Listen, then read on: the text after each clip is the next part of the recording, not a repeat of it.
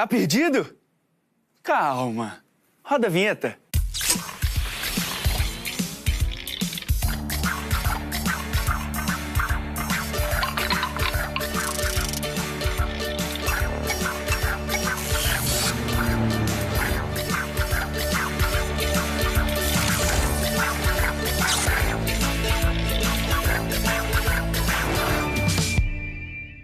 Todo ano a redação do Enem pede que o candidato desenvolva um tema.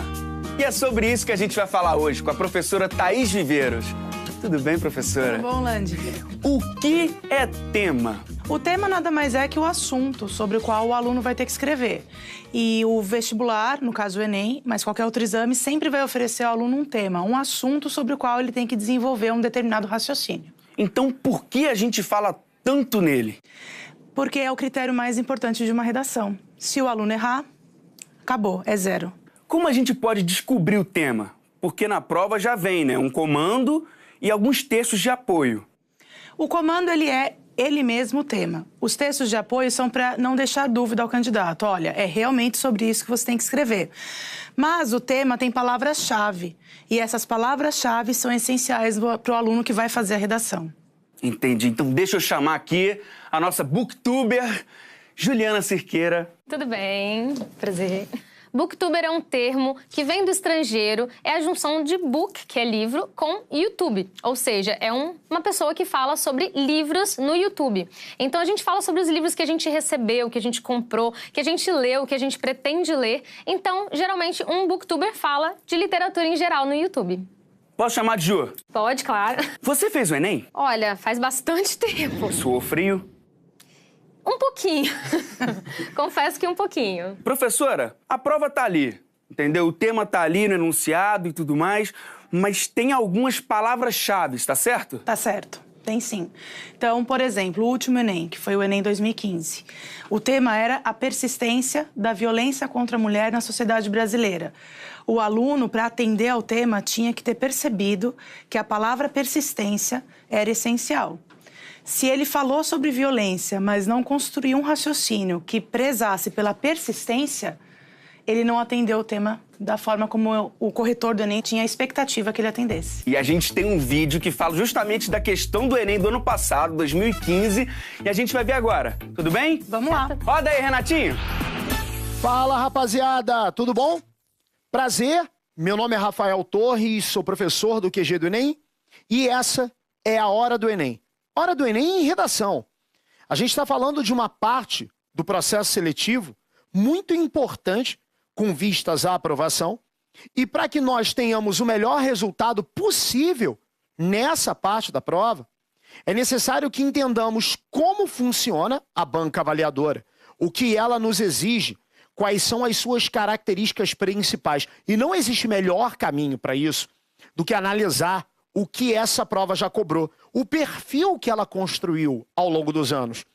Ano passado, entretanto, alguns detalhes a mais chamaram a atenção e para que o seu resultado esse ano seja o melhor possível, convém observar com muita cautela que experiências o Enem trouxe para a gente em 2015. Dá uma olhada.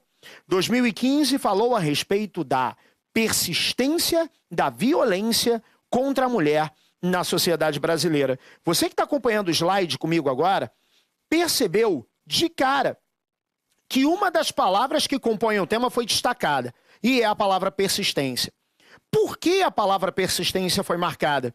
Porque no ano passado foi nítida a prioridade dos candidatos a outros termos do tema que não persistência.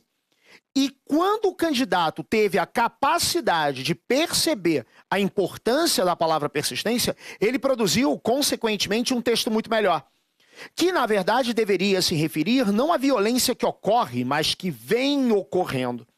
E para que essa abordagem pudesse ser a mais completa possível, um outro termo desse tema poderia ter sido explorado. Fecha lá, e eu estou falando de que termo? Do termo violência. Talvez a nossa história de contato com a língua faça com que percebamos mais a violência num nível corporal do que em outros caminhos, aspectos, possibilidades. Uma vantagem no ano passado que o candidato bom teve foi a de expandir a sua abordagem. Então, uma sugestão que no ano passado funcionaria seria essa aqui, dá uma olhada.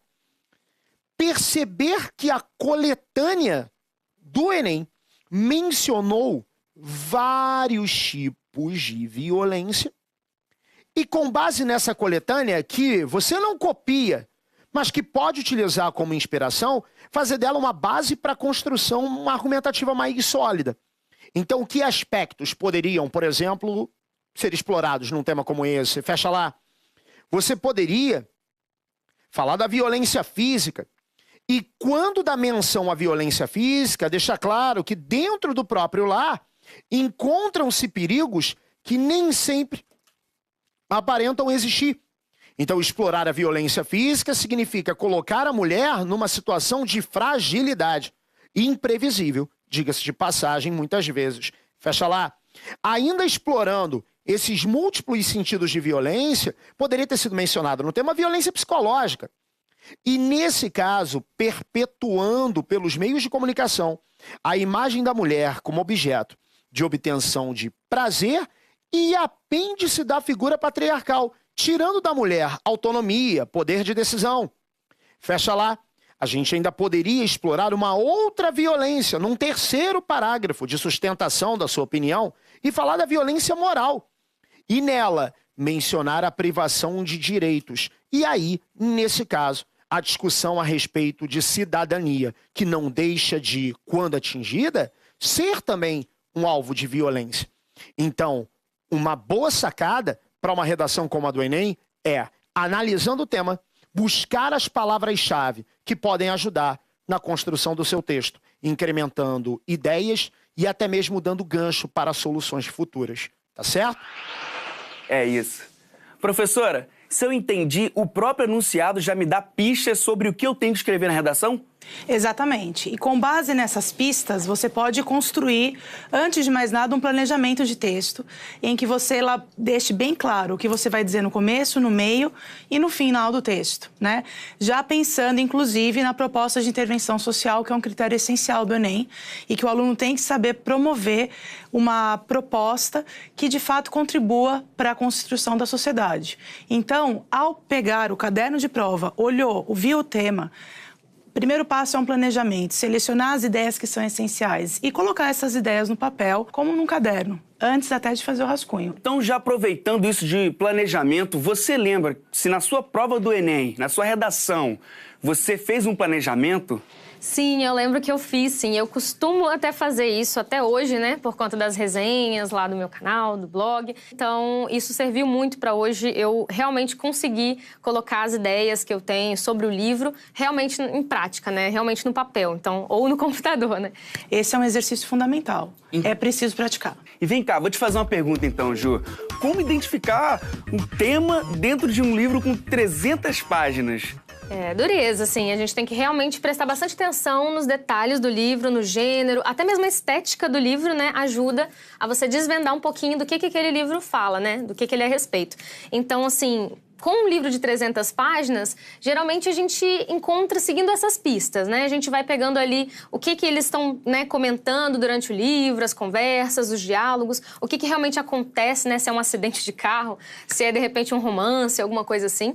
E na redação do Enem, né, foi bem interessante isso, porque, assim, a gente já tinha o tema lá, né? Tinha Sim. como escolher entre as opções, né? Eu escolhi, como eu tinha comentado, meio ambiente.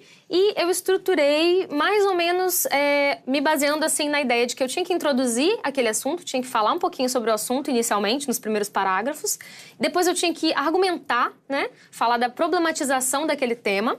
E, por fim, eu teria que concluir, né? Falando, de repente, dando uma sugestão de melhoria. Isso. Então, professor, esse raciocínio tá certo, né? Tá certo sim. Tá muito certo. É exatamente isso que a gente tem que fazer. E o raciocínio é sempre este. Eu olho para o material, eu introduzo uma apresentação, eu exponho a minha tese, isso é fundamental. No parágrafo de introdução, eu tenho que dizer qual é a tese que eu vou defender, vou argumentar sobre isso. E depois, por fim, esse desenvolvimento tem que ser planejado. Sim. Porque ele tem que culminar de forma coerente com uma proposta de intervenção, que, de fato, faça a amarração do texto e mostre que esse problema social que é dado pelo Enem, tem uma solução viável. O nosso próximo vídeo fala justamente sobre isso. Eu posso chamar? Pode. Então roda aí, Renatinho. Para que nós nos preparemos cada vez melhor para uma avaliação que também vem se aperfeiçoando, é fundamental entendermos o perfil dessa prova, a partir dos recados históricos que essa banca traz. Você deve saber, o ano passado, falou a respeito da persistência da violência contra a mulher na sociedade brasileira. E uma exploração temática bem eficaz seria a possibilidade de encarar os mais variados tipos de violência e, dessa forma, consolidar a defesa do seu posicionamento. Mas, mais do que ideias, seria interessante que a gente visse essa abordagem na prática. Dá uma olhada. Você sabe que uma dissertação argumentativa, que é o texto pedido pela banca do Enem, conta com uma parte intermediária, chamada de desenvolvimento.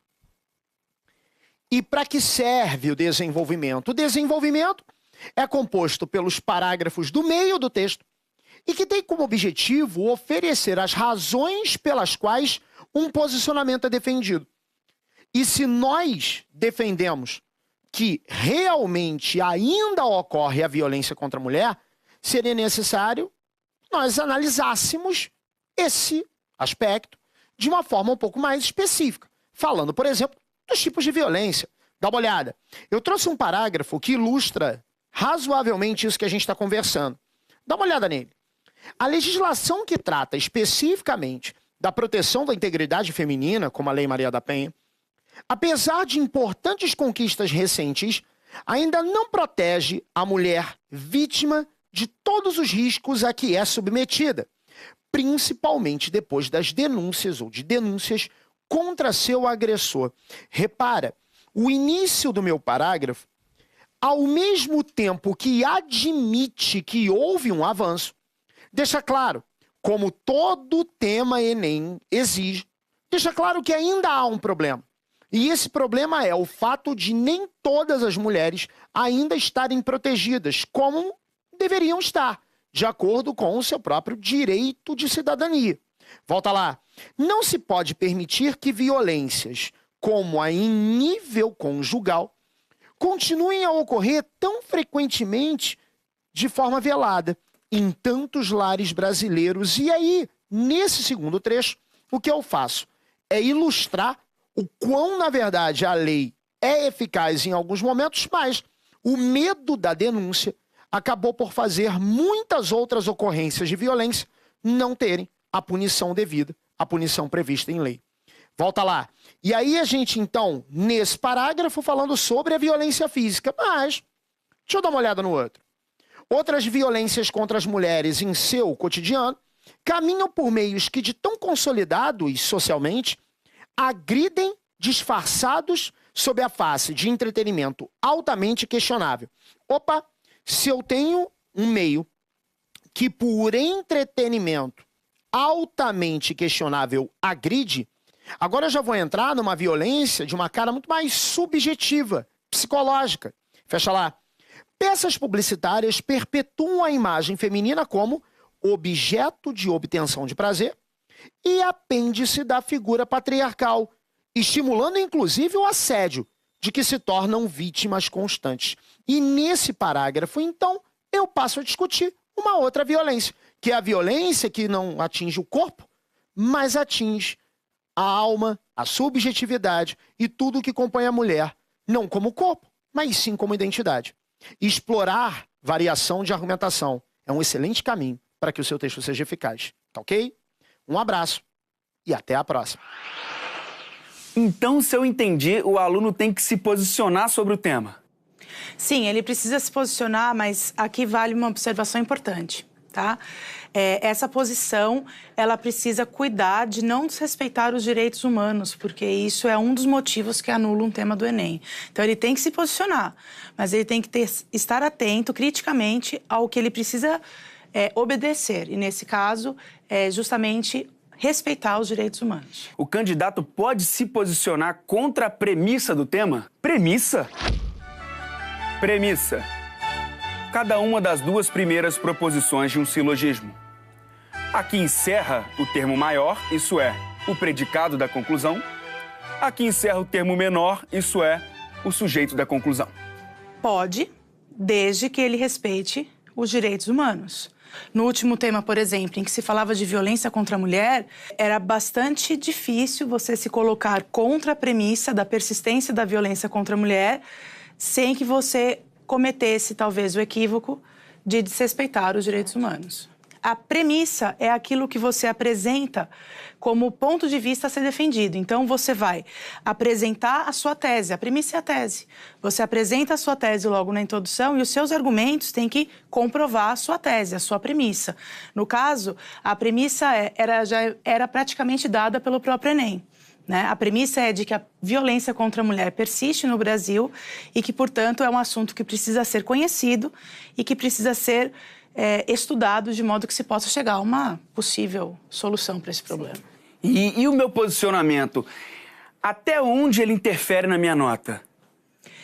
Ele vai interferir no momento em que você não respeita os direitos humanos. Nesse momento ele vai... E a interferência não é pequena, porque se você apresentar uma proposta de intervenção que desrespeite os direitos humanos, isso é um fator de anulação da sua redação. É algo que pesa bastante no Enem. Professora, quais são os outros critérios que anulam uma redação? São critérios de anulação do Enem. Escrever um texto que não tenha 7 linhas, não respeitar o tema, errar o tema da redação, por isso que identificar o tema é fundamental, ou errar o gênero, né? É obrigatório fazer uma dissertação, então se você erra o gênero, você tem também o texto anulado. E depois das últimas incidências de provas, até divulgadas pela grande mídia, de alunos que colocavam no meio do texto receita de bolo, receita de miojo, hino do Palmeiras. Depois que isso aconteceu, também faz parte das instruções do Enem, Como assim? Que o aluno que colocar no meio do texto algo que não contribua para o problema que está sendo discutido, também vai ter a redação anulada. Esses critérios todos estão na própria folha. Quando o aluno pega o caderno de questão, ele abre, tá tudo lá. O Enem já traz isso na própria folha de prova. Como um último alerta, né? Para quem não sabe. Uma atenção, exatamente. Entendi. Então tá vendo, né, galera? Com tudo isso em mente, é fundamental construir um posicionamento crítico. E como que o aluno constrói esse posicionamento? Eu tenho que ler. Eu tenho que conhecer o mundo. Eu tenho que olhar os livros, mexer na internet, usar o Facebook para mais do que ver as fotos dos amigos. Eu tenho que ler as notícias, seguir os jornais. Por exemplo, depois da prova do Enem do ano passado, saiu em novembro do ano passado uma notícia que diz que o Brasil é o 5º numa lista da ONU em violência contra a mulher. Nossa. Então, o candidato, ele se posiciona criticamente conforme ele se mantém atento. Então, acho que até a Ju pode falar sobre isso, usar as redes sociais para outras coisas que não só manter contato com os amigos, porque o Facebook é um caminho de você seguir um jornal, por exemplo, e receber diariamente as notícias. Exatamente. Acho que a internet está aí para isso, né? A gente tem vários usos da internet, né? Usos muito bons, né? Muito vantajosos, que os jovens podem utilizar, né? Para coisas boas, para se informar, para participar, para entrar em debates, né? E muitas vezes alguns jovens não procuram para isso, simplesmente ficam ali na superfície, apenas, né, contatando os amigos e tal, ao invés de repente, até estudar, né, para Enem, para outras provas, para vestibular e tudo. Então, assim, é bem interessante usar a internet para outras coisas também, né? E é importante que o aluno que vai fazer vestibular se mantenha informado. Na verdade, é importante que qualquer pessoa sempre se mantenha informada. Sim, verdade. É possível escrever bem sem estar inserido nesse meio de leitura? Eu acho que é possível, desde que se crie esse hábito, né? Porque eu acho que a escrita vem muito, né, da leitura. Acho que a professora, né, vai poder dizer isso pra gente aqui, que realmente eu acho que quem lê muito tem a tendência a se interessar pela escrita, por, de repente, né, gramática, por escrever bem, falar bem, né? Acho que tá tudo muito ligado. Então, realmente, eu acho que a pessoa tem que ter esse hábito, né, não precisa ser livro, pode ser jornal, revista, o que for, né? Mas eu acho que ler é essencial, assim, pra escrever bem. Existem pessoas que leem muito, mas que não conseguem estruturar o próprio raciocínio para escrever. Então, a escrita precisa da leitura, mas ela pode existir sem ela, sobretudo no que diz respeito à parte estrutural. A coesão do texto, a programação das ideias, a estruturação mesmo. É por meio da leitura, do nosso conhecimento de mundo, que a gente pode ampliar o repertório. É nessa hora que o candidato com menos repertório, ele não necessariamente é incapaz de fazer uma redação, mas a redação dele não traz... no que diz respeito às ideias, nada que de fato chame a atenção ou que dê um destaque para o texto que ele está escrevendo. Não traz riqueza, exatamente. Exato. Então, é aí que a gente começa a diferenciar quem tira 5, quem tira 6, quem tira 7. O Edgar Allan Poe já dizia que para escrever é preciso usar régua, compasso e esquadro. Escrever tem o lado da inspiração, mas também tem o lado do cálculo, do da programação, do trabalho, né? Do planejamento, do debruçar-se sobre o papel em branco e agora? Escrever. E você, então, Ju? Você tem experiência com jovens. Eles estão escrevendo bastante, estão lendo bastante? Eu tenho visto muitos jovens se interessarem e virem até me procurar, mostrar trabalhos deles, mostrar escritos. Então, eu tenho percebido que eles têm se interessado muito. E eu acredito que seja muito graças à questão da internet, né? A questão do envolvimento com as pessoas que estão escrevendo, que estão lendo mais. Então, eu vejo isso bem, né, fervilhando hoje em dia. Então, eu acho isso fantástico, assim, maravilhoso, né? Eu acredito que o jovem de hoje escreva mais do que o jovem da minha geração, por exemplo. O problema é o escrever no papel em branco. E ele precisa também escrever no papel em branco. É verdade. Vocês acham que existe boa e má literatura? Olha a pergunta. Olha, eu acho que assim, o importante é ler. Independente de ser uma literatura clássica, ou um gibi, ou qualquer outro tipo de literatura, enfim. Eu acho que o importante é a pessoa ler. A gente não está aqui para julgar ninguém. Eu acho que, assim, não estamos aqui também para reprimir ninguém. Eu acho que o importante é literatura, né? Eu vivi algumas experiências interessantes no começo da minha profissão, porque a gente sai da faculdade, né? Permeado pela literatura que é considerada boa literatura. Sim. E eu tinha um grupo de alunos que era viciado em Harry Potter. E eu me vi em alguns momentos querendo combater essa leitura. É mesmo. Pois é, e aí depois eu fui amadurecendo e fui percebendo que aquilo era um convite à leitura. E esses alunos hoje, alguns fazem cinema, já se formaram, né? Alguns fazem letras, foram fazer letras e a porta de entrada para a literatura foi o Harry Potter. Exato. Um outro exemplo que também desconstrói essa crença foi uma aluna minha de 9º ano que me colocou uma condição para ler os contos do Machado de Assis. Ela me disse que ela só leria os contos do Machado de Assis, que é uma leitura densa, se eu lesse Jogos Vorazes. E aí? E aí que eu li os Jogos Vorazes.